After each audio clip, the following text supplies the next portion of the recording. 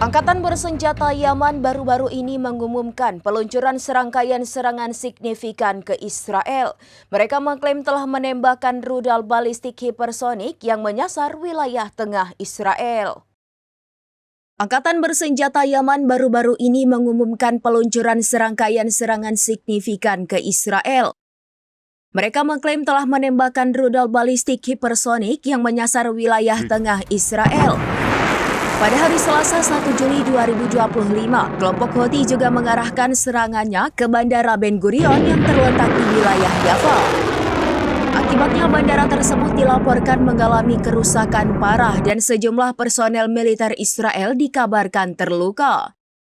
Juru bicara militer Houthi Brigadir Jenderal Yahya Saree pada Rabu 2 Juli pagi mengkonfirmasi kabar serangan ini.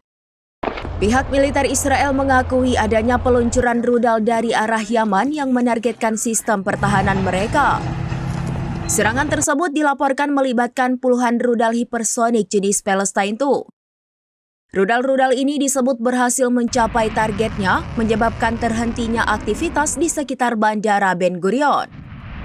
Dampak dari serangan ini menyebabkan jutaan warga Israel merasa cemas dan mencari perlindungan di tempat aman. Selain rudal, Angkatan Bersenjata Yaman juga meluncurkan 3 drone ke beberapa lokasi strategis di pusat kota Jaffa dan Askalan. Ketiga drone ini diklaim berhasil mengenai fasilitas militer penting milik pasukan Israel. Angkatan Bersenjata Yaman menegaskan bahwa operasi ini merupakan bentuk dukungan kuat terhadap rakyat Palestina di Gaza. Mereka menyatakan bahwa serangan ini adalah respons terhadap tindakan yang dianggap sebagai genosida yang dilakukan oleh Israel di Gaza.